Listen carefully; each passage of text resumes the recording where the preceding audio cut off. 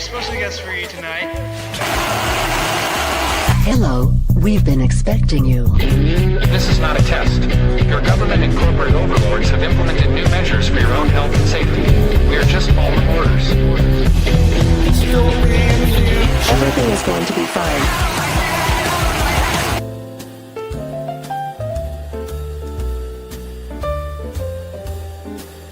I'd like to introduce... Welcome, everyone, to another If by Whiskey. Jake, I actually used the correct microphone input today, so I don't sound like absolute crap. How you doing today, bud? Now you're muted. Look what you did. Something happened. I didn't mute myself. I said you're off to a good start. Oh, phew. Well, I think when you went live, it muted me automatically when you went live. So we're good. Oh, okay. We're good. Okay, my apologies, sir. What's going on, man? Welcome, everyone. I don't know. Hey, did I miss anything? What's been going on? You go to Florida and a war erupts. What did you do? Yeah, I went to Florida. That was nice. I got to watch the sun come up over the Atlantic, which I haven't done since last time I was in New York for a Yankee game. So that was cool. Yeah, I'm glad. This is one of those times where I'm glad I'm not in the stock market, just watching it like flop around like a fish out of water. But no, a lot's been going on. I'm some exciting stuff. I'm getting a supercharger put into my Blazer right now. I got a square body Blazer, a big lifted Chevy Blazer, getting a supercharger put on. So I'm excited about that. You know, car nerds. So we talked about keeping that one and getting rid of one other one, right? Is this the one that you're decided to keep? Oh yeah, I'm keeping that one. That one's getting a Torque Storm supercharger at the moment. The Aftershock Festival music band list, whatever you call it, artist list, came out today. A 4-day festival in Sacramento that we try and go to. And now that we're moving to Southern Oregon, it's going to be like a 4.5-hour drive instead of trying to like trek for a day and a half to get there from Seattle. So that's awesome. Nice. Good stuff going on, man. There's a lot of craziness in the world, but my life has been very, very calm. Work is going really good. I just got back from that summit last week in Florida, like you said. Learned a whole bunch of stuff about the company I'm working with and kind of where I'm heading, from here. Yeah, it's been good. It's been good. What about you? Heard you got a new toy. I did get a new toy. So can I ask you guys? I mean, we're going to bring up our special guest. I guess I should wait to bring up our special guest to ask this question. So I'll wait for that. But I can tell you that this is what as someone who's trying to be forward thinking, we find that many calibers are necessary. It takes a high caliber individual, one might say, right? To like be able to prepare themselves for certain things. Now, I like to have things where I can take something out of one and put it in the other and it still works. Does that make sense? Okay, so I like cross-platform. So what I've been trying to do is find kind of like fill in longer metal objects that have incendiary devices attached to them in some way to assist, and that I can have cross-platform. Now, the question is this: should someone be high when they fill out the federal form? I'm just asking for a friend. I'm just curious about that question. I don't know why not. Okay, I just wasn't sure if that was a thing because I didn't do that, of course. I was just Are you aiming to have like just one caliber across everything you have, or a couple calibers? No, I certainly have a couple, but like, well, let's be honest. I mean, we need stopping power. We need also ones that are popular, right? So I have probably about 5 or 6 different calibers and multiple platforms of each caliber that I could take out of one and put in another, for example. Nice. So I don't want to obviously give up my whole thing. If someone were to do that, though, they might have 9mm and 40mm and 5.56 and 5.7 by 28. Might have some 12 gauge. Might have some, they might have some other 7.62 by 54R, perhaps. I don't know. Whatever. Are you talking about tires now? 220, whatever it takes. What's that? I said, are you talking tire sizes now? I think we are. Yeah, 220R15. That's what we are, because we're talking about your supercharger, man. So no, I'm really excited about our guest today, and I got to tell you a little bit of quick background about her. Yeah, bring it. couple months ago, just randomly scrolling my life away on X, I came across a post from this woman, and she was really giving a really poignant take on the shooting that happened in Minnesota with the crazy lady that was blocking the road, got shot in the face. The take that she gave, and I won't even try and summarize it because I will butcher it to all hell. But I highly suggest after we introduce her here that everybody goes and follows her on X. It really instantly I followed her. I started DMing her. I learned about that sounded creepy. I started following her. I saw that she was an author and wrote a book, and I was like, man, I really would like to talk to this woman on the show. Reached out to her while I was sitting in an airplane waiting to fly back to Oregon, I think, and just said, hey, your take on this Minnesota thing really caught my attention. I thought it was a really like well thought out, kind of equal on both sides, nuanced take. I'd love to have you come on the show. And she agreed to it. And I bought her book, and I've been trying to get, admittedly, I'm not all the way through it yet, but it's an amazing book. She covers a lot of different topics, and I can't wait to talk to her some more. But I'm just going to give you the quick intro real quick. She's an attorney, and she quit her practice to raise her kids, which right off the bat is like through the roof brownie points. Like someone to give up a career like that and stop doing that to raise a family is better. I cheered on the person that quit being a lawyer to be a baker. If you're going to raise a family, you know what I mean? Like that's like extra kudos. So congratulations. But, she had a couple things that we'll get into that happened to her, some tragedies, and she ended up moving up to the mountains in Utah, and she hosts some shows. She writes. She's all about prepping. This book that she wrote is amazing. I will show you here in a second without giving it away. But Suzanne Sherman is our guest today, and we're super excited to have her on the show. So feel free to bring her on up, Mr. Mark. There she is. Welcome, Hello. Suzanne. Welcome. Thank you. So the book is Federalism, which from somebody who's a prepper and somebody who I didn't see this coming. I didn't see this topic coming. It was like, wow, this is really interesting.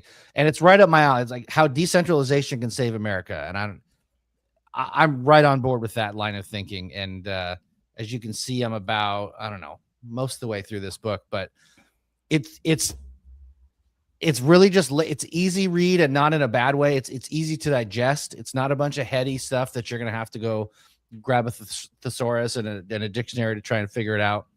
There's chapters on the First through Fourth Amendment, immigration, criminal justice. I mean, it covers the gamut, and it's very impressive. And I've been waiting to talk to her, so I'm glad she's here. Welcome to the show, Suzanne. Thanks. Good to have you. Glad to be here. Thank you. So, how's your Wednesday going? I guess so. It's Wednesday, right, Mark? I think. Yeah. All right. I want to know, we can just jump right into this. We're really big on people on our show. Like we're really big on people and less on ideology. It's more about the people and how people arrive at their ideologies.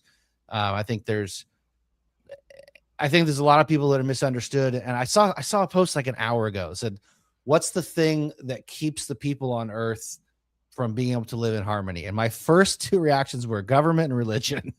You take those two things out, and we're all good. But I really would love to know everything about your origin story. Like where did you come from? It sounds like you're in California for a while. That's where I was raised, Ventura County. And I'd love to hear your story. So jump in wherever you'd like to, but walk us through. Yeah, I was born in San Francisco, and growing up in the Bay Area, we would hear stories about how California someday is going to be ending up in the ocean. Well, when you're a little kid, that could be any day. You have no idea. And yeah. I literally had sleepless nights wondering when that moment was going to happen. So same thing for climate change and global and nuclear war, Cold War. Totally. Well, and this is, I love that you mentioned climate change, because all of this happened to me in the school system, just like they're terrorizing kids right now with that. They never really explained plate tectonics. Yeah, this really was, it's going to take a long time. You're not going to be here. But I'm old enough that it was global cooling when that was what was terrifying everybody at the time. and the long gas lines were, then I guess we got the Department of Energy so we could be energy independent and not rely on foreign nations for oil. How's that working out? So, right? I always had this kind of fear in my mind, between what was the other one, the hole in the ozone, all of this. And I never really did anything about it. Left the city. I went to school in Southern California. I studied at UCLA undergrad. And I didn't, again, earthquakes, we had to deal with all of that. And I didn't really take serious action until I became a mom. And something really changed that. I mean, that changes you right away. It's not all about me anymore. So Can I ask you a question? Yeah, sure. Go ahead. When did the switch? Was like, I don't know how it was done, but like, I don't know if you did the testing or whatever, but was it the second you found it, your first child, you were pregnant? Like, did your literally did like a biological switch happen, or did it grow as you were slowly coming to motherhood? Your belly was getting bigger. You started, you know what I mean? Like, did the motherhood thing grow? Like, some people take to it so well. Some people are, different ways. I'd love to hear how you took to it. Yeah, that's a great question. And it wasn't just when I became a mom. It was actually before, when I knew we were going to be starting a family. We moved to an agricultural area, a little place called San Martin, between Morgan Hill and Gilroy, garlic capital of the world. Oh, and we bought about, Gilroy and Hollister. Hollister hay balers. Let's do it. Woo! Oh my gosh. Right, we have so much in common. We're going to have to talk some more. And so it was great ground there for growing things. So I started a garden there and got into that and started just wanting to put some food up, grew tomatoes, and I had more than I could process and deal with. So I started learning how to can. Then when I became a mom, we started taking disaster preparedness more seriously, earthquake preparedness, all of that. And I just got full into it. Oh, and then doomsday preppers came on, and how they sensationalize prepping and make you feel like, wow, you're really behind the eight ball if you don't have a shipping container to live in, or you're not bugging out with goats and ducks and wearing hazmat suits and that sort of thing. But I just started looking. I got online, got on Facebook, met a gal, Prepper Chicks. She had a page. We're still good friends till this day.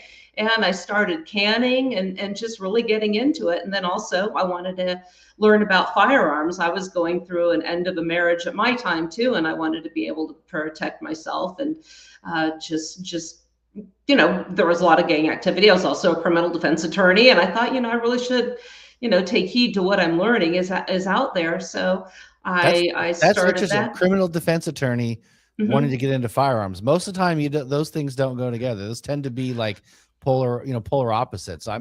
It was defense of my kids. This was when that horrific story out of Connecticut came, when the two home invaders got into the home of a man wife, and they had two daughters. And it's a crazy story. In fact, we did a show about this as well. We called the show Never Surrender. And this family, the man was completely unprepared to protect his family, capitulated. The wife and one of the daughters went to an ATM with one of the perpetrators here while the husband stayed. They did everything they were told to do. They were all killed. I think the husband survived. And it turned out that they didn't even have a real gun. It was a fake gun. So I think I vaguely remember that story, I think. Yeah. What's the name of your show that you have? I run a couple. We've been on a hiatus for a while, and we'll talk about that a little later. The Wasatch Report, where I talk about federalism and Wasatch Mountains. I live on the Wasatch Back behind Salt Lake City, Park City, that area there. And then the other one's the Red Hot Chili Prepper podcast, where we talk all about survival, preparedness, legalities of zoning regulations, animal restrictions. And recently, because I lost my home in a fire, I actually had two fires out here on my property in Utah. One was motorhome. There was a manufacturer's defect, caused an engine fire. And 3 months later, we lost the home. So I always believed in redundancy. So I had my home. I had a guest house in case something happened to my home. I also had a barn with a motorhome in case we had a wildfire and we needed to bug out. And we were prepared. And through those courses of events, we ended up losing absolutely everything except that what was in our barn. And then somebody burglarized the barn after we lost the house. So I had to start. I had to start completely over. I think the hardest loss was having about 15 years worth of food that I had canned, elk I had harvested, venison, everything else. And that was my gosh, that was just gut wrenching. So well, I'm glad that you're safe and that you made it through with your life and all. I mean, were you there when the fires broke out? That's the question. Like for me were you safe the whole time, or did you come to this? Or the first one, we actually had company. And I had the motorhome in the back of my property. It's a long piece of property. It's bifurcated by a creek, and the barn was on the other side. And I had the motorhome in there, and my son heard a poof, and then my other one came screaming outside saying, "What is all that smoke?" And I run out and I look in the barn, and there's this massive bright orange fire and black smoke going through the canyon. And the RV looked like it was intact. I thought for a nanosecond, maybe I can go. No, I can't get it out of there. And so it was the engine fire. And we didn't know that at the time, though, but we just saw the entire thing just go up. There's a 40-foot wall of flames. I have a picture of my son standing in front of, and we just watched it marching closer and closer and closer to the house. And we almost lost it. I live a ways. It took the fire department almost 45 minutes to get here. And right when SO, who was hosing off, he connected hoses and tried to get the area wetted down, just yelled, "Evacuate, evacuate, evacuate." And I have to say, my family performed. We were like a well-oiled machine. We had the car keys hung by the door. We moved vehicles. We got everything out of the way. I got some of the things out of the house that I wanted to get out. And the one thing what saved my house that day, and I want to spend a little time, a real important tool in preparedness and survival is something that's with you all the time, and you need to listen to it, and that's your intuition. So it's between your ears, your knowledge and your intuition. Few things saved me that day. And the first of which, a week before, I mow my backfield, because we've got, propensity for wildfires out here. And this was September, August, it gets really dry. My neighbors run cattle, the grass is always taller. So I mowed the lawn between my chicken coop and the field there. I thought, I was just about to go inside. It was hot, it was dusty. I said, I'm not gonna be lazy. I'm gonna mow that back grass. That bought us enough time to save the house. So wow. Yeah. The other thing that happened is it's like a weird pattern recognition experience thing. You just know these, and it really does come. It's like that. Malcolm Gladwell, for all his flaws, has a couple good moments. The 10,000 hour thing where it kind of clicks for you. And I'm curious if prepping and drilling and all the work you do with your family, obviously that had to take time and took time to be so well organized when it came to an emergency. And how many times do you are you doing something and you have that voice, like she said, like that intuition or that voice between your ears? It's like, oh, don't go sit on the couch and open a beer. Go make sure you do this. And how many times do you dismiss that voice and go have the beer versus follow through and do the thing? And it's in cases it can save your life. It's a couple questions, honestly. So first off, the Wasatch thing, it was bugging me, and I couldn't remember where I'd heard that before.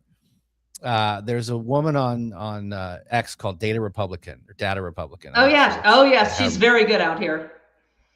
Her husband owns the Spirits of the Wasatch Distillery, and there was some sort of chicanery and some tomfoolery that happened where they were going after her for some stuff. And out of support, I don't know if she was doxxed or something happened. And out of support, I ended up buying a hoodie from Spirits of the Wasatch. So I have one of their hoodies, and I was trying to buy some of their whiskey, but they can't ship it out of Utah. So sidebar, Wasatch kept going through my head. But I want to ask you, so when I was a kid, my mom was really big on canning and storing food. never did like dehydrated stuff or anything like that. I didn't come up from a family of hunters, so I never had like elk or venison around. But she was really big on canning fruits, vegetables, that kind of thing. And I kind of, as a kid, I was like, my mom's the weirdo. Like, why did, none of my friends' moms did that. And I always thought it was like kind of strange. And now it's one of those things I look at where I wish I would have paid more attention to it. And I'm wondering how you got into it. If it was just something you sought out, did somebody pass that down to you, or what was it that triggered? Was it just the sheer, like, I need to learn how to survive stuff, or was something else an impetus for you learning how to do that? A little bit of both, actually. I had cousins by marriage. They married into the family, and we would go down and spend time with their grandparents. And they had a farm in Santa Cruz. They had a really nice crop, vegetables, and we would water the garden. We called it Grandpa Brown's garden, and we'd water the garden and harvest in there. And Grandma Brown would can. She would can all the produce from the garden. She had I guess all of it out in the barn. And she even had those side-by-side tubs that she would wash in, stand there with her apron and doing that. And, I always admired it, but we never knew much about it. And so I had a couple other friends living out in the country that did it as well. And to me, it just always seems like it was too hard to do.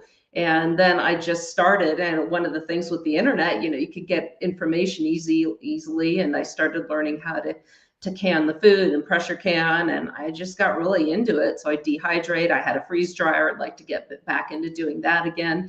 And food sovereignty is really important, especially if you can grow your own and not rely. I mean, there was a truckers strike out in California, and I remember the shelves being pretty much bare.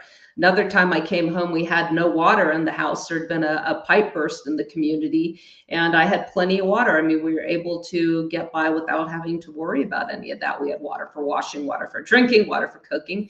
Wasn't a problem. And it's very empowering to know that you are not just going to be held hostage by weather, social unrest, or something like that. And I tell people that think that they might not need to prepare, as it's just a matter of, if you don't feel like cooking that night, or if there is a bad storm and it's not safe to go out, if you just have a well-stocked pantry. And if you go to my website, SuzanneCSherman.com, you'll see a blog there for the well-stocked pantry and I also have a book, Food Preservation Strategies, which tells you how to have food on hand so you can make a meal just off what you have. You don't always have to have fresh food, and especially if you have, freeze-dried or frozen or canned foods for proteins, and you can just make whatever you need to. Again, you could be sick, you could lose, it could be loss of employment. All of these things happen. It doesn't have to be preparing for the apocalypse, the end of the world as we know it. You can have an illness, a devastating illness in the family, and this gives you something where you can hedge your bets there.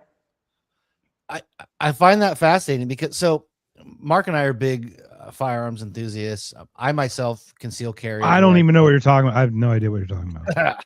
I conceal carry. That whole thing was a story. It was just to introduce Suzanne. But to your point about habits and routines or whatever, I know I'm paraphrasing, but for me, like, when I think of my safety, I think of that. And so when I train with my guns all the time, and I'm trying to get to the point where if something happens, to your point about the keys being where they needed to be and all that, I want to get to a point where, God forbid, if I ever really have to use it, that I'm not thinking about what I'm doing. I want it to be a second nature. I want it to be something that I just do because I've practiced it so much.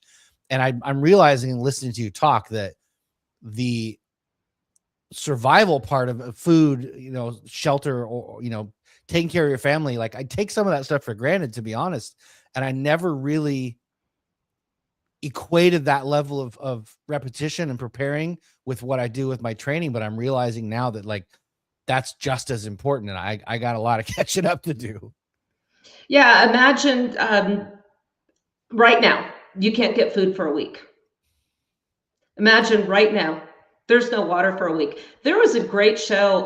It was called American Blackout. I don't know if it was Nat Geo that aired it, but the premise was the power was out across the country for 7 days.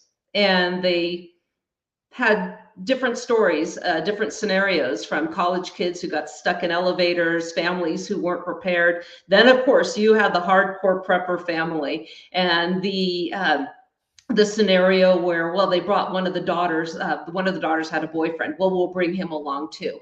Well, now there's a breach of security because he wants to share food with the neighbors who come by. Well, once you share with one, the word gets out. Yeah. So they had all these scenarios. A really good friend of mine, Boyd Craven, wrote a book called Good Fences, which also is a typical scenario. It's like an urban, kind of a suburban sprawl where a planned community went up against the property of a rancher.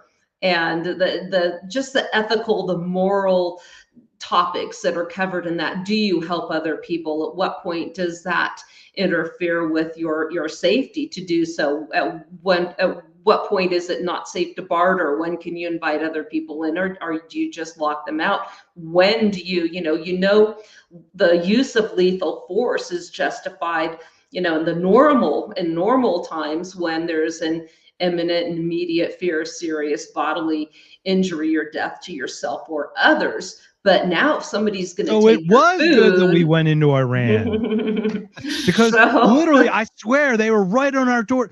These Iranians were right on our doorstep. I mean, there's one on my lawn right now. Oh my God, I gotta go. Well, so I gotta ask you this. So I'm in the suburbs. We're selling this house. I'm moving to our house in Southern Oregon. We're still in the suburbs. We got just under an acre there. So I don't have I don't want to say luxury, but I don't have the setup where I have a lot of land. So let me ask you, what would be the most essential things to do with a smaller property to try and have a leg up in a situation like this? If we don't have, giant garden, we have a big, good area for garden, but what I want to get into the book here in a second, but what do you think is the most essential things for a smaller property, and how do you accomplish those? I even wrote a blog when I was writing for Survival Dispatch about raising livestock in your apartment. Oh my God. Guinea pigs, rabbits, things that are quiet. And so yeah, you can find that. That's on my website as well. I would say I need some guinea bacon. Let's do it. Yeah. So, whether or not you're raising your own animals or a situation like that, or if you want to just stockpile food, you want to stockpile the most bang for your buck. What's going to be high calorie? What's going to be the most nutritious? Lots of meats. That's why I love freeze-dried meats. That's why I love freeze-drying my own meats. And if you have a small apartment and you don't have a freeze dryer, I would say it's worth the investment to go out and get a lot of it. Or if you know somebody that freeze dries their own meats, trade, barter, do whatever you can with them. Form a community. Even when you move into this new home, get to meet other people, find like-minded people, say, hey, oh, you have a freeze dryer, cool, well, I can do this. If you have a trade, if you have something that you make, if you have a skill, if you're a plumber, you're an electrician, have something, woodworking skills, have something, form this community. Also have different types of gardens. Hey, if you grow zucchini, I can do tomatoes, or somebody has a fruit tree. That's really the way to solve these problems. I mean, I think if you look at what happened in Lahaina, everybody's standing around. Where's the government? Where's the government? The government wasn't coming. Yeah. What happened was the people came on. They were there the whole time they started the thing. What are you talking about? Well, Suzanne? They weren't there to help. They were there the whole time. So it was the people that showed up in boats to help them. So, and that's, we talked about FEMA. We talked about disaster recovery after we lost one. I talked about not only did I lose my barn, but a couple months later, I lost my home. And the interesting thing is, the barn was actually a blessing because my adjuster said, your home is severely underinsured. I would have lost it also another reason, because I mowed that lawn. The other main thing was I was just working on my RV a couple days before to get it ready for, interestingly enough, a safety inspection at the dealership. And typically when I'm going to leave early in the morning, I just park it right up against my house. Every time for 10 years, that's what I've done. I'm backing it up. I do the 3-point turn. I put it in drive to drive to my house. And a voice came from this side, right behind my right ear. It said, put it in the barn. And I stopped for a second. And Okay. I backed it up, turned the other grass, way. Suzanne.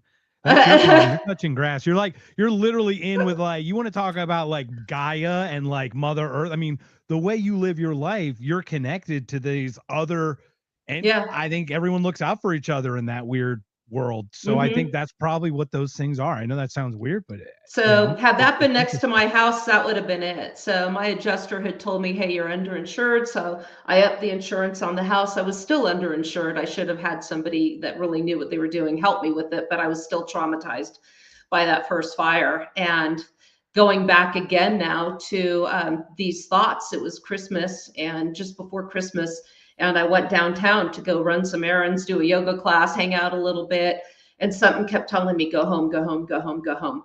And I went home just to see smoke coming out, and my younger son was there, and I didn't know if he was in the house or not. He had been very sick, but stable enough for me to leave. He was an adult, but he was, one of the medications he was on was a heart medication, which made him very tired. So I did not know if he was okay. If I'd kept going down the road, I would have gone. There's no cell signal there. So I had to make the decision, do I go the opposite way? And I floored my car backwards. I couldn't see where I was going. I was screaming at myself, I don't know, out loud or just in my head to stop, stop, stop, stop, stop. I could not physically lift my foot off of the gas pedal. And then I backed it into a ditch. And then I had to run the other way away from the house to finally get a signal. And they said, yes, your son is out. He's the one that called us. So when the fire department got there, it's Christmas now. I'm not going to be able to get his heart medicine. I tapped one of the guys that was up at the top. I said, can I just run down in the kitchen and get his heart medicine? It's just down there. The fire's on the other end of the house. I know better.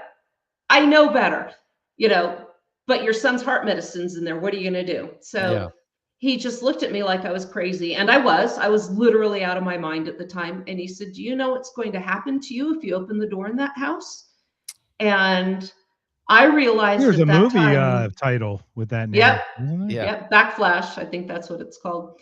Backdraft, right? I think. Backdraft. Yeah. And I realized that at that point I had been protected and we were going to be okay. I was physically stopped from being able to get into that house.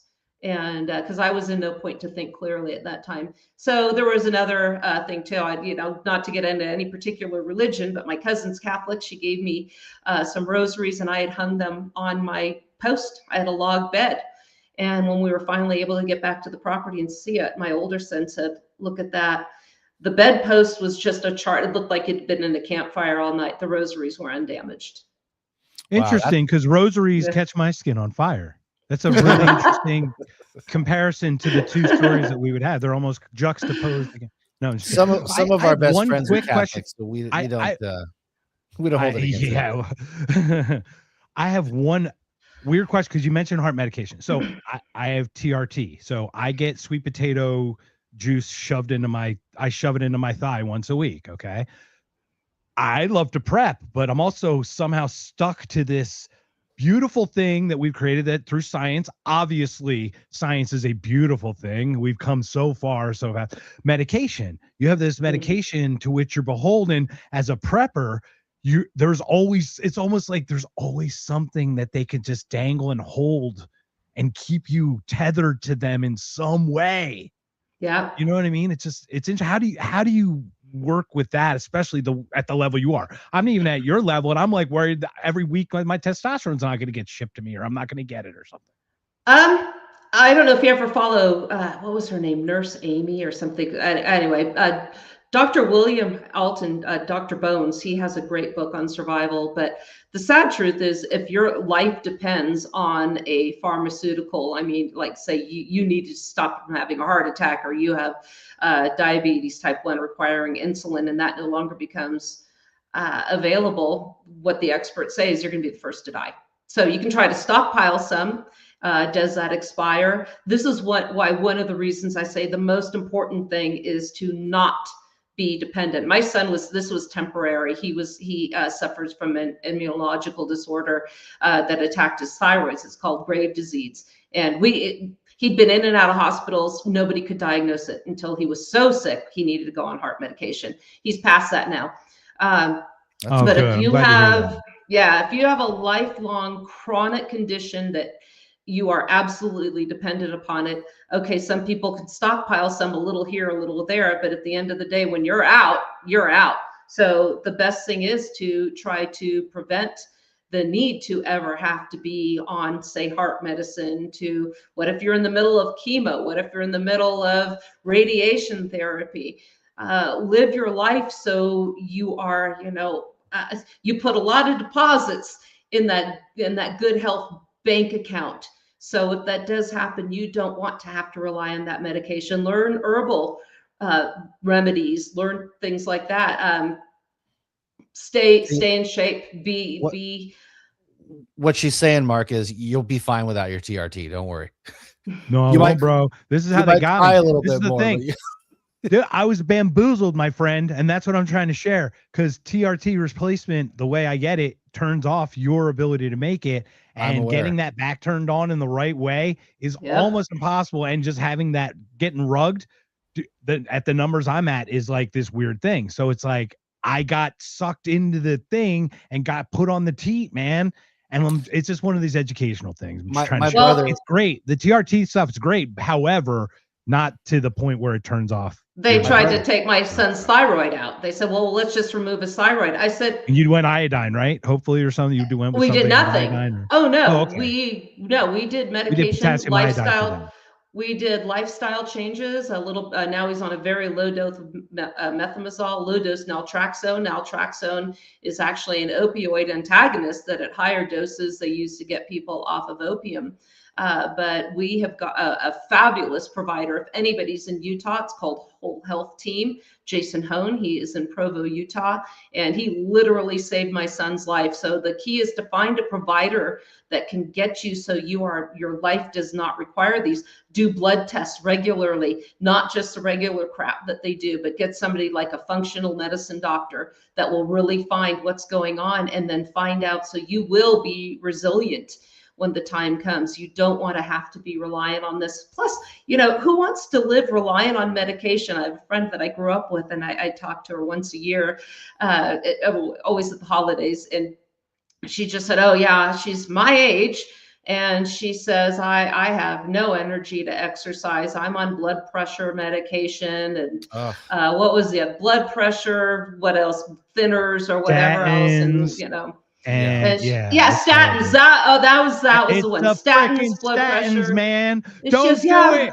Don't No. start. I just know that Just, one. and Yeah. I told my doctor but no yeah, so many times. I drink like a fish. It's like, okay, so why you're, so, things like that. I mean, alcohol metabolizes into carcinogens. So I gotta take be- meth and my teeth fall out and I scratch my skin off. It's got to be. It's got to be a priority. And I will say, I do have a functional medicine doctor. I do my blood work about every 2 to 3 months, and I do get into some of the weeds on stuff that isn't a normal blood panel. And Mark, yes, I've got a brother that is in the same boat. I got a brother that started doing TRT because his levels were low, and he's in the same boat where he started taking the synthetic, and now his body doesn't make any of his own. His free testosterone is 0.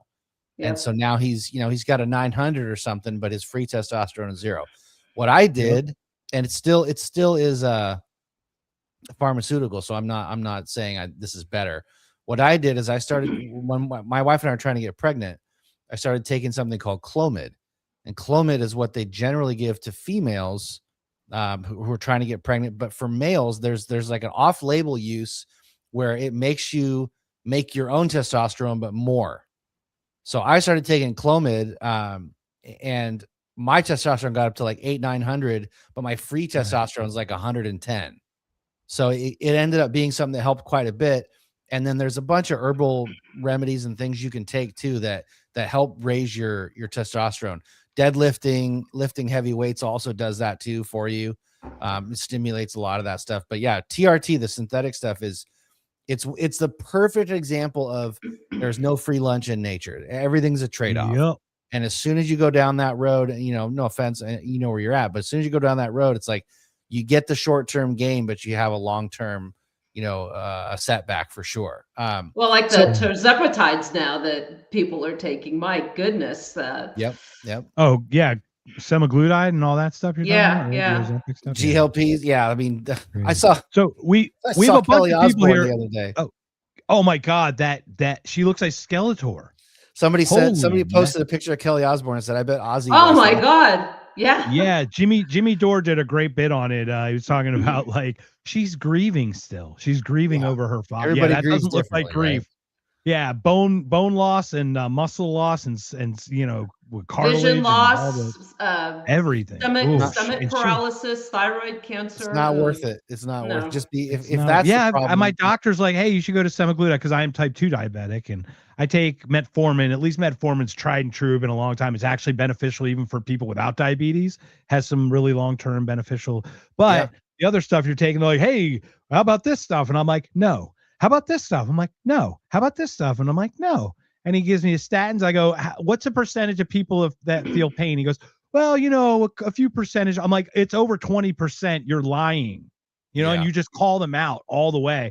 I had a doctor try to give me the jab all week. Hey, you should get the jab. You're diabetic. No, I'm not going to get the jab. When I came back to them, I said, hi, I scheduled with you just so I can tell you to your face, I will never work with you again. I'm actually going to go out to the lobby right now and tell everyone that anyone that works under you or that is associated with you should change their doctor. That's how disappointed I am in you and your system. And that's how bad it got. This is how much like lying's happening. And this is why we do this show. Educate people like yourself. You just provide so much education just in such short time. So I'm just ready to hear more. We have so many people in the chat too. Derek's talking about some medical free thing. Derek, we'll talk about that at some point. William's here. Richie Rich is here. We've got Rob. Somebody, is it Rob that just made a couple statements here? So welcome everyone. I've got to ask. Go ahead. Suzanne. Go ahead, Jake.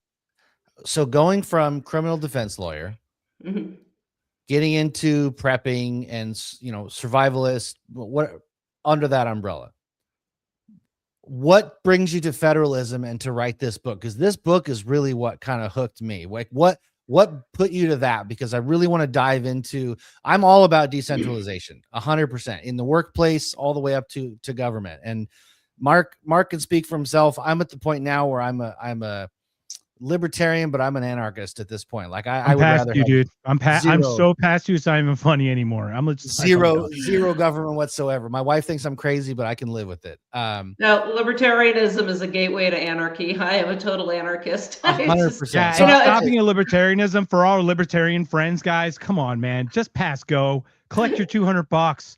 Just go through the goddamn stop sign, all right? That's the whole point, is to go through that stop sign. Just go. How did you get to the federalism stuff? I really want to know.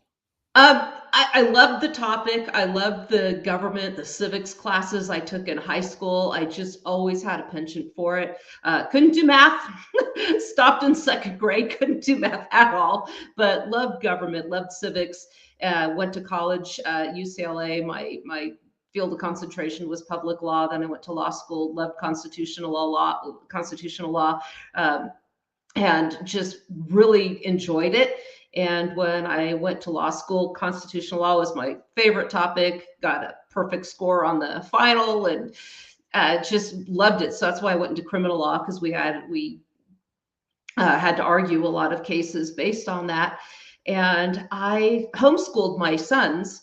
And I thought it would be really important to teach the younger generation coming up why where we are right now is not what was ever intended. And is there any way to right this wrong? One of the reasons I left California was the laws no longer suited me there. I didn't want to live under that system. So I went to Utah.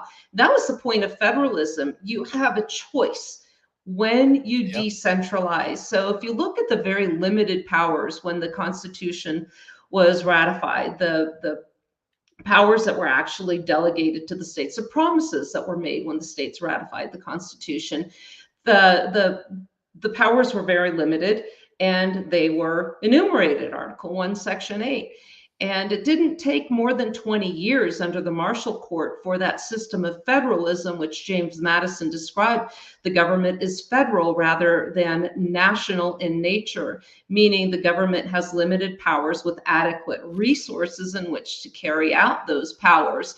Also in Federalist, he said that, you know, their powers are few and defined, while those remaining with the states are numerous and indefinite, considering the lives, liberties, property, and internal happiness and operations of the state. And that's what we see in the 10th Amendment. This book is actually a compilation of articles I wrote for the 10th Amendment Center, as well as the Abbeville Institute. I was at a symposium in Dallas a few years back on nullification and secession. And Don Livingston, if you're aware of who he is a historian, philosopher with the Abbeville Institute. And I was telling him about why we are so off track and why everybody thinks, I call them the black robed messiahs, the Supreme Court justices. Everybody looks to them to see what the law of the land is, be it abortion, be it gun rights, be it immigration. Yeah. And that's not republicanism. That is not what was intended. In fact, even the system now, if all of this comes from Congress, representation at the time was one representative in the House of Congress for, I think, every 35,000 people. Now it's probably 800,000 people. And they never read your letters. Stop writing these people letters. Nobody reads them. Nobody cares.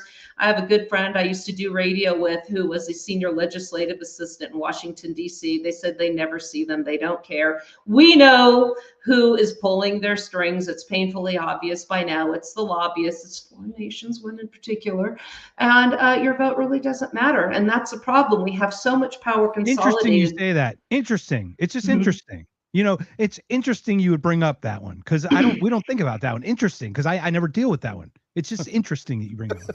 Have you seen that Gavin Newsom, turning himself into a little? Yes, I have. Oh, it's so funny watching him. I will say, you bring up the 10th Amendment Center. We had Jason Rink on a while back, and Jason does a ton of work for the 10th Amendment Center, and it really kind of opened my eyes to it. I had no idea that you wrote some articles for that. So it all kind of ties together and makes sense. We're big fans of nullification.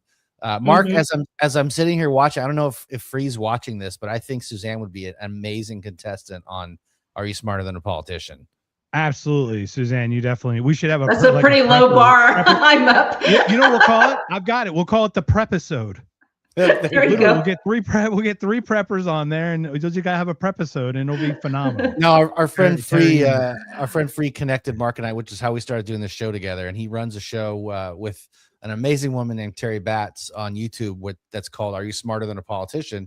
And it is kind of a tongue-in-cheek description. Everybody knows that, amoebas are smarter than politicians, but the whole premise of the show is to really push liberty-minded ideas, and Free puts a lot of love and a lot of energy into writing questions that kind of lead people along to answer questions, and nullification comes up a lot. So Mark and I are pretty well versed on it, and I don't want to cut you off. Keep going, but we're very impressed that we're on the same wavelength right now. Yeah. First, I want to address a comment I'm seeing here that's repeating itself. It says no Mormon is a friend, and I'm not a member of the LDS Church. In fact, I referred to a friend of mine, by the way. A friend I was talking to in San Francisco that I was referring to. She said, "Why do you want to move out to Utah with all those Mormons?" I said, "You live in San Francisco." Are you kidding? No. By the way, Mormon people who adopt Mormon as something are base good people.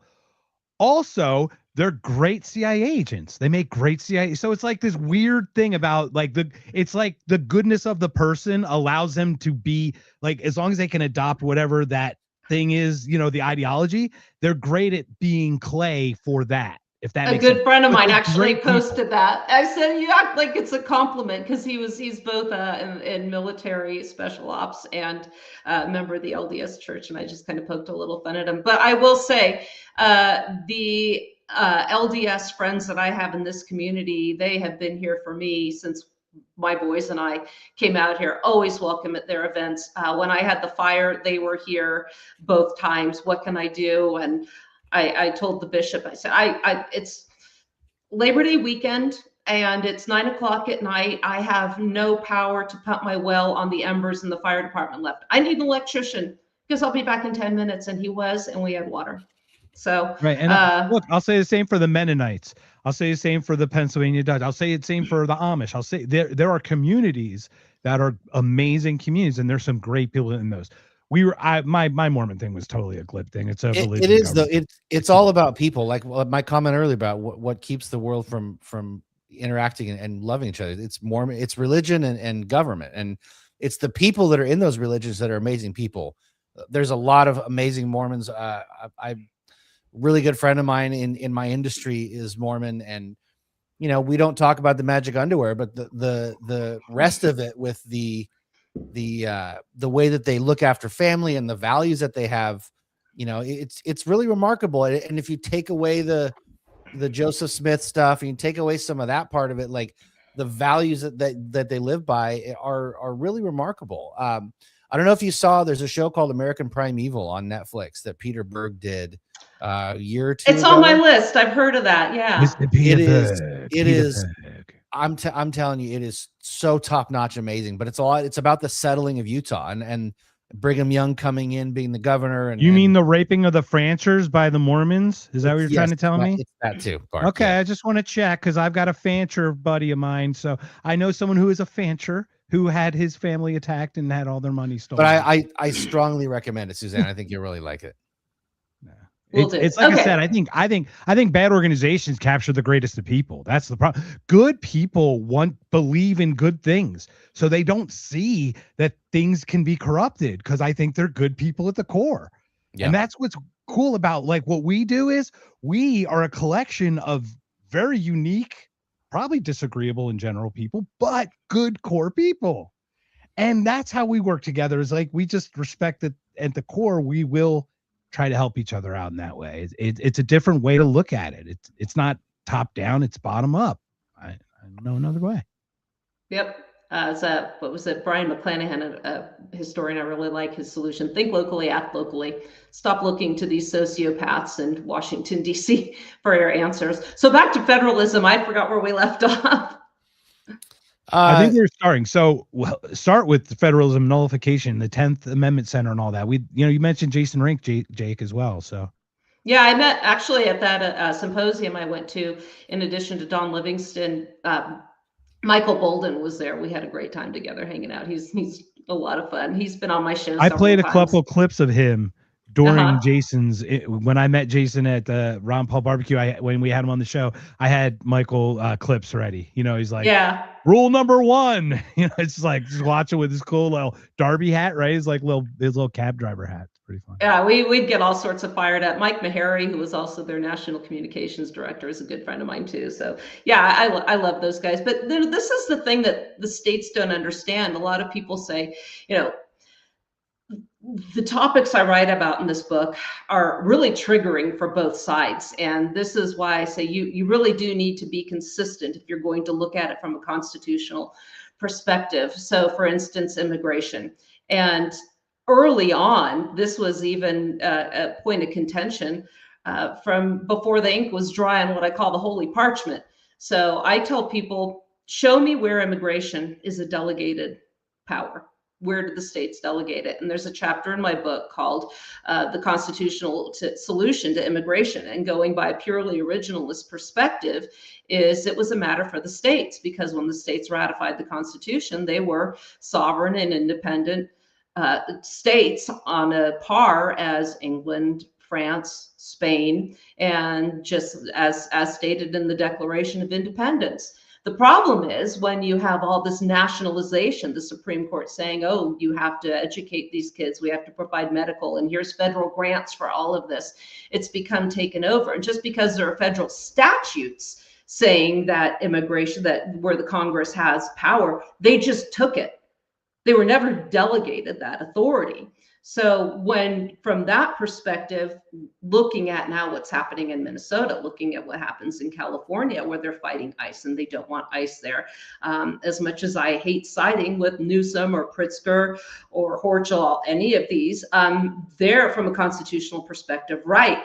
Correct, if you take that. But even early on, for instance, John Adams took the position that yes, the federal government had power, and that was the Alien and Sedition Act when he got the Alien Acts. And guess what? It ended the power of the Federalists, and the Democrat Republicans took over when Jefferson was elected. It cost him his office.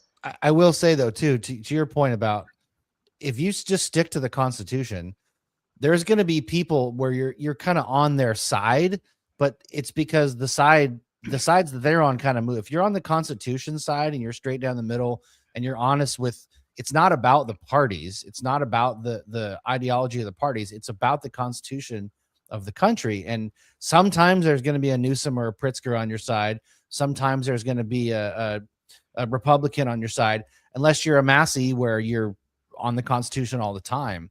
But to your point, I mean, yeah, sure, sometimes Newsom or Pritzker is going to be associated with that. But if you're doing the right thing, the people on that side are going to change all the time. They just change with the topic. But I'd argue they're not associated with it, because under Biden, they were happy to shut down your city and do all this other stuff. So from a completely different standpoint, they're not happy to close down on X, Y, and Z because it helps their cause.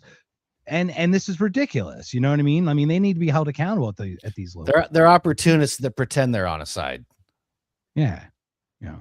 But to that point is like, if you stick to principle, there's no side to be on. It's the truth is, look, Pretty good, Breonna Taylor, all these people, state overreach. That's what caused all of those incidents to happen, was state overreach. That's the issue. If someone says, but Pretty had it coming because he kicked a tail light the week before, that's not the issue. The issue is the state initial overreach, just like a state's initial aggression on a country has resulted in multiple American deaths. We are the ones who are trying to save people's lives. It's interesting, right, that we're the ones being vilified here. Yeah, and consistency really matters. You know, we had a really big example of that with the Dobbs v. Jackson case, where everybody said, "Oh, Roe was overturned." No, it wasn't overturned in so much; it was properly returned to the states. That's how it should be. Yeah. But the Supreme Court, in their infinite wisdom, at the same session in the New York Times Rifle and Pistol Association, I think that was the name of it, versus Bruin, they did not allow that. What they did was they retained the federal power instead of returning gun laws to the state, because what we saw was incorporation of the Second Amendment against the states in the McDonald case in Chicago. So what happened there was, well, they just incorporated the Second Amendment against the states. And people say, well, it's a constitutional right. And it really isn't. The Second Amendment, there's no such thing as a Second Amendment right. The Bill of Rights, the Second Amendment, the First Amendment, these are restrictions against the general government, saying it's none of their business whatsoever. So now you have to turn to the constitutions of the states. Yes. California is silent on firearms. So people say, so the Congress of California can regulate firearms any way they please. And I've been one to say, well, if it's silent, then they have no authority, because nobody ever granted them that power in the first place. So even all of the laws in California on firearms are unconstitutional in the California Constitution, but good luck getting, California to agree with that. But people celebrate when a law that is harsh or against firearms, any kind of gun rights in California, is overtaken or overturned by a federal court. And again, what are you doing when you celebrate that? You acquiesce more power to the federal government. I mean, I couldn't say it better. I'm right there in lockstep with you. Yeah, and this is why, here's another example, national concealed carry reciprocity. Massey is a big proponent of that one. Oh yeah, and I'm following that bill. Yeah, it is a Trojan horse. You can find that in my book. The feds have no authority to enforce the acceptance of a firearm permit in one state or from one state to another. And people say, oh yeah, well, they do that with driver's licenses. No, it's a pass-through. I had to get a Utah license when I moved to Utah. And also the people of the state of California might not like, cowgirls like me coming in with their firearms. I mean, I left because the ones I had were no longer legal in California. They tried the compromises with the bullet buttons and all that garbage. Wait, you mean it could hold like 6 bullets? Yeah. How restrictive is it 10 or less now? I don't even know the restriction. I think it's 10 or less. I'm in Washington. It's the same idea. When what I had said here, if you pass this act, and I had a very heated discussion, animated discussion with a guy actually named Heller, who had a radio show in Arizona. And he was very much, you remember that one, Charles Heller? You're in Arizona. You might know who he was. I will look Charles Heller up, but the name sounds familiar. Is he a poker player too, by any chance?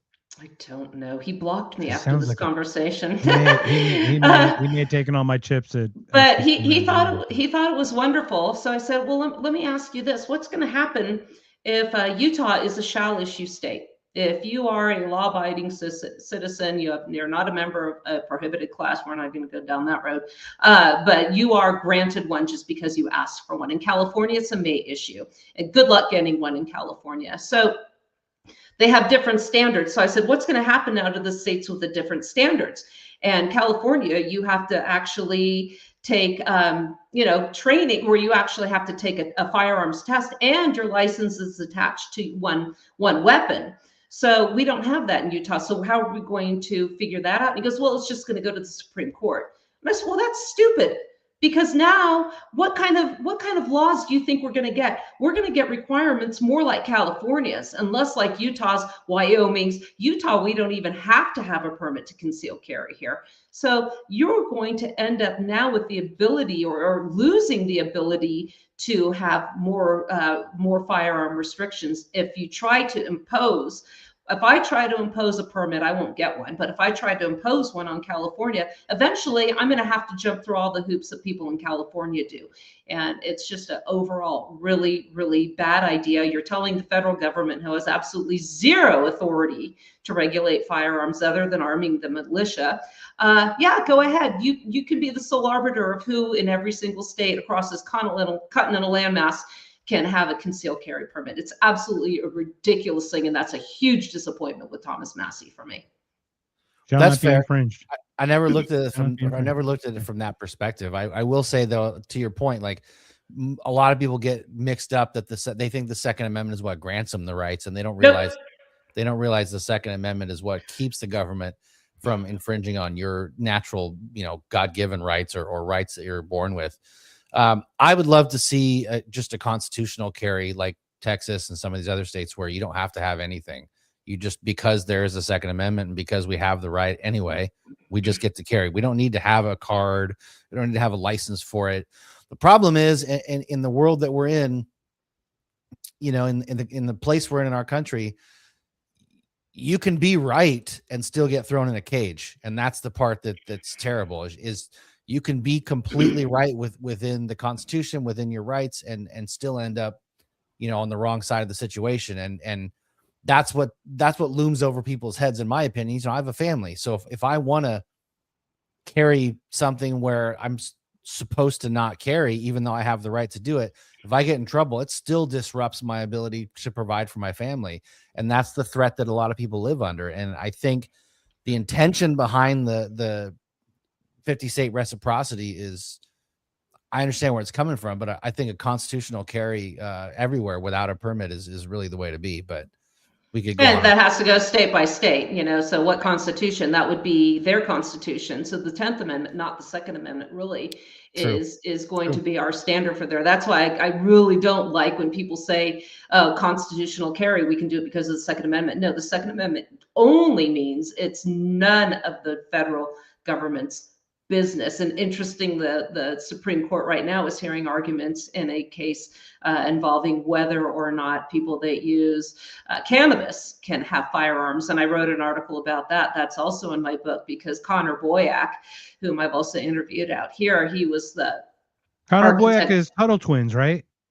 Yeah, Tuttle Twins, and he was one of the. Right. He was. By the way, marijuana is a terrible, terrible substance. I don't know anyone who would dare even think about any kind of cannabis use in any possible way whatsoever. It affects your vision. You have to wear glasses when you use it. I hear you have to switch to glasses. Yeah, but he was the driving force behind medical marijuana out here. And I said, first of all, we had some heated debates online about that as well. And I said, the other problem is too, we have the ATF form 4473, which asks you if you use that, and if you do, or even if you provide it, that you are now a member of a prohibited class. So I said, by making people have to get a medical permission to use this for whatever reason, for medicinal, or just because you want to, now makes you a member of a prohibited class, and it's a felony to lie on the ATF form. So it's but it's still passed out here. I was very much against it. I think marijuana, cannabis, whatever you want to call it, should be like tomatoes. You want to grow it in your own yard? Cool. You want to buy it in a store? Cool. You want to share it with your friends? Cool. It's none of your damn business. So I would extend 100% disagree with both of you. That is ridiculous. I won't have it. I would The extend marijuana, cannabis, that's disgust. That's a terrible, terrible habit. Some would call it a chronic habit even, and I won't have it. I just won't have it with you. I mean, I would extend that you to for your input. psilocybin and anything else too. Like I'm very much to the point where yes, 100%. Look, I used to be very anti-drug in that very just neocon sense, like same. Gotta criminalize them. Criminalization is good. Let's do. There's drugs for that. They just want to get high. Yeah. Oh my god. And I just remember the drug commercial, the cocaine walking in circles, and Rachel Lee Cook with the smashing of the pan and stuff before she was on She's All That. Anyway, I just remember all this stuff. So look, I was programmed. Admittedly, I allowed myself or whatever. I programmed. I had to deprogram. It hurt. But like, why not decriminalize it? That's called, what's that? Isn't that Darwinism? Like, people will take themselves out. The people who really want to take themselves out will. This clears out the dredge we really want if you're that addictive. I would argue that all this porn addiction, drug use, these are effects of an unhealthy society because our lack of prosperity. Not because it should always be available. It will always be available, but it goes down just like crime goes down when everybody's rich. Dubai, they leave their doors open in Dubai. They leave their doors open. There's no crime because everyone is rich. There's no need for it. There's prosperity. And this is what people don't understand is, like, war might be profitable for some, but it's not prosperous. And we need peace. We need to have more openness like this, because that's how we're going to succeed. Well, we're seeing that, there's been a war on the family, and this goes back to the progressive era when they were getting, the propaganda of, what was it, Rosie the Ratcheter, or was that who it was? Rosie the Riveter. Riveter, yeah. And, getting the women out of the home, because they realized, hey, there's 50% of this population we're not taxing now. So let's get them out of the home. Or adding to the labor pool to lower your payout. That's really what the wages too. It lowered wages because it doubled the work pool. Like, we're so manipulated. God, we're so stupid little chimps chasing these people who claim to lead us. What are we doing? What is wrong with us? I would tell people, moms, stay home, raise your kids, and homeschool them, get them out of the government schools, because the government schools exist there. It's based off the system in Prussia, which was designed to make good little factory workers. And we're seeing the results of it right now. Like I said, I not only homeschooled, I unschooled my kids. And Connor actually wrote a book about that, Passion-Driven Education. And my kids are doing great. And my older son, as we were talking before went on, has a extremely profitable, very successful go-kart racing team. And he'd be playing. We had this big round table in the kitchen. It was lined all around the perimeter with Hot Wheels. But every time one passed in a race, he'd go over to Excel. I can't even use Excel, and just log all their positions on Excel. He was 6 years old in doing this, and now he runs his team. And it was like, passion-driven education. Let them learn about what they're passionate. Yes, I taught them other things, and but this is what he got to do. And I thought, is he ever going to stop playing with Hot Wheels? And no, he hasn't. And he's doing better than I did practicing law. So our Hot Wheels collecting can be very valuable down the road, first of all. Yeah. So Suzanne, before we continue, just because you mentioned Connor Boyer, you mentioned all this greatness. Jake and I are going to Freedom Fest in Las Vegas this year. It's July 8th through the 12th. I am almost 100% certain that Connor's going to have a Tuttle Twin booth there. He's had it there the last two Freedom Fests, and it just makes sense for him to be there. He might even be a speaker on a panel. So you should have everybody come out, do go-kart racing around Vegas, and while you're at Freedom Fest, I think that would be a great time for. I've never been. Maybe I'll go this year. That'd be fun. You guys I are can going? convince you to go there. It's amazing minds. It's going to Okay. be amazing. I'll talk to you after. We've got Valerie Lee, who was Valerie Durham. She got married recently. Congratulations, Valerie. But she'll be on in 2 weeks, Jake, right? Yeah, after Andrew Heaton next week. So, Yes. but Freedom Fest that seems like a place that you would excel. Like, not to have a booth. I mean, even as a speaker, I could get you in touch with them, but it seems like you would have a story and you could show some really interesting or have some interesting things to share. Oh, Well, thank you. we're gonna do a live show from there. So if we do, we get you on the panel and do a Cool. show there. That'd be really fun. 100%. I know Give a before lawyer we a got microphone started, and audience. I know before we got started, you had told me that you were fighting a cold and that you were good for about an hour. So I want to check in with you and make sure we're not keeping you longer than we need to. Yeah, it's starting to get a little, but I just wanted to let everybody know one of the things that got me into this and into radio was, and it also ties into the homeschooling, is when my sons were about 12 and 13, I took them on a trip in the motorhome before it blew up all around the country to places of historical significance. And I was just aghast at the lies and the propaganda that I saw at these places. And I actually, I ended up writing about it. I did some radio appearances about it. And you can find that on my website called Lies My National Park Told Me. And I would get into it with these places, most notably the Lincoln myth and the lies about Lincoln. Oh my gosh, we were at Harper's Ferry, and I said, "Well, what do we do here? Where do we go?" Tom DiLorenzo books. Yes, the Tom DiLorenzo books. Tom actually put one of my articles on the Lou Rockwell page. I love Tom DiLorenzo, the real Lincoln. Yeah, he's awesome.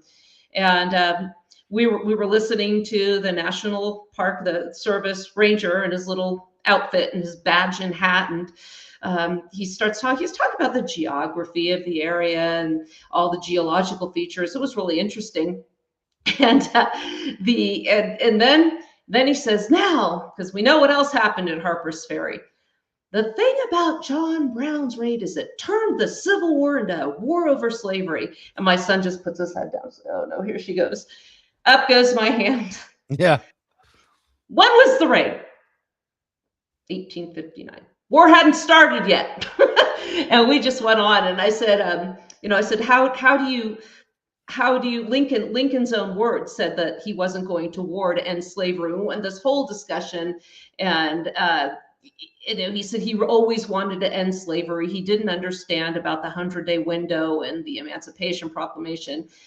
This same thing happened over in at Madison's house at Montpelier, and they had these cutout figures in his dining room, and the host says, now here's Lafitte, one of the characters that was there, chided Madison because he owned slaves, but he was talking about freedom, and he was a hypocrite. And so I raised my hand. I said, do you consider him a law-abiding citizen? Was he considered a criminal at the time? And she goes, no. I said, was it legal to free slaves at the time? Well, it was illegal in some states. Virginia, we're in one. It was illegal to free them here, and nobody wanted to hear it. Everybody's getting mad at me. And they said, can we just go back and talk about the room? I said, by all means, let's talk about the wallpaper. And what's funny thing to me is Nikki Haley's so dumb, she actually said something correct. She's so dumb. They asked her if what started why Lincoln, whatever, and it wasn't over slavery. She said it wasn't over slavery. I'm like, ding, ding, ding, ding, ding. Fine. Oh my God, Nikki Haley found a nut. That blind squirrel found a nut. Holy mackerel. But she got vilified for it. People, and I'm like, that's actually I remember that too. Because they kept the one time. You get the one time. Right, it's to keep the union together, everyone. Hello. That's always the knock on Jefferson too. Is Jefferson had slave kids and he didn't even free his own slaves. Like you couldn't. He was in debt. He was in debt. It was illegal. You couldn't do it. Not only that, my understanding is that it was such a large haul just to speak about individual freedom. You wanted to jump both hurdles in one shot. I mean, that's allegedly where the back and forth was as well. You know what I mean? His only option was to sell them too. So, and that was the worst thing that could happen to slaves. it doesn't defend it.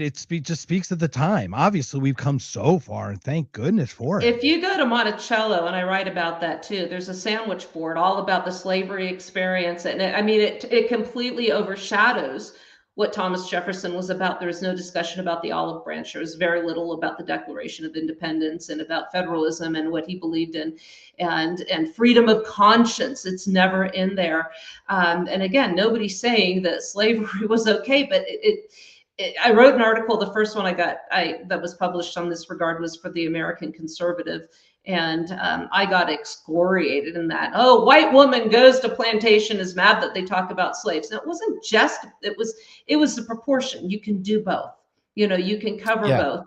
Yeah. And it was, and never did they mention that when he was in the House of Burgesses, he tried to tax the importation of slaves because he knew that would be the first step in eventually leading to it going away. And that wasn't brought up. And King George prohibited that. So there were a lot of barriers, and it was just, you can read more about it, and the slant on progressivism at every single battlefield. I spoke at an education conference for the Sons of Confederate Veterans, and I was telling them about, we were walking Kennesaw battlefield. I stop in and listen to watch the videos. They play a movie, you can see as an introduction in there. And they were reading a diary from a Union soldier who said, "These rebels fight with such fierceness. It's a shame their cause isn't noble." And what I said to the crowd there, as I said, on the mountain, on Kennesaw Mountain, you can actually see the city of Atlanta. If fighting for your country, your values, your very family, your very way of life is not a noble cause, I do not know what is. But that's why they obfuscate the real reason, and they make it all about slavery. Because then, if you try to bring about the truth on this, oh, you're a racist, and bring that, and it's the lies, and by making Lincoln look like a hero is how we got to this point, while we look for every solution to be at a federal level. And a lot of the problems we have today, we probably wouldn't be experiencing if he had just let the South go on their way, which, by the way, they had every legal right to do, because 3 states reserved the right to leave when the Constitution was ratified. And under the Equal Footing Doctrine, that term, a condition applied to all the states. This is why they never tried Jefferson Davis. Why would they? Because it would have come out. His attorney, Alan Bledsoe, would have argued the ratification process, and then it would have come out, oh my hell, Lincoln committed an act of treason. I think that is a perfect place to end that. Yeah, thank you, guys. I'll let you do it, but I'm like blown away right now. I want to call up Joel Ellenwood and be like, "Hey, you got to check out this conversation." So I'll be messaging you. Anybody can reach out to me Suzanne, too. My website is SuzanneCSherman.com. You can reach out to me there, and find me on X, Cowgirl Esquire. And yeah, I really appreciate coming out. I will say we got to have you on again. This was definitely not enough. I love it. But this is a great conversation. I hope you feel better. Thanks for taking the time. Yeah, I hope you feel better. And, thanks, guys. Everybody follow him. I'll follow Suzanne, and I'm going to finish this book. I promise. Oh yeah, look forward to hearing from you guys again. Thank you. All right, Mark, hit the button. All right, so we're gonna hit this button. Suzanne, stick around just for a minute. You want to check out this awesome ending because it is so cool. Our friend Drop the Mask did it. We've got a couple cameos too, so it might be pretty cool. Jake, man, this was a great one. Next week we have at Mighty Heaton, Andrew Heaton. He was recently on Timcast like 2 weeks ago. They got into it. Heaton certainly held his ground and then some. It was beautiful. I can't wait to talk with him. After that, Valerie Lee. Then Jake and I are going to break down, I think, the religious Andrew Wilson and Dave Smith conversation, possibly. We'll figure that one out. But then we've got Amity on the 1st of April. And then we've got some openings after that. If by Whiskey, thank you, Suzanne. This has been such an enlightening conversation. Thank you so much. We will see you on the other side, and we'll talk more, but please get better soon. Everyone, this has been another If I Whiskey. Jake, thank you again. I will leave it up to our cameo gentleman to lead us out of this evening. Take care, everyone. Thank you, everybody, for joining us on this Wednesday night. This has been If by Whiskey, and we hope you have a wonderful, wonderful evening. Subscribe to If by Whiskey. Fuck Liberty Oh, thank Lockdown. you. Subscribe to this show. Nunca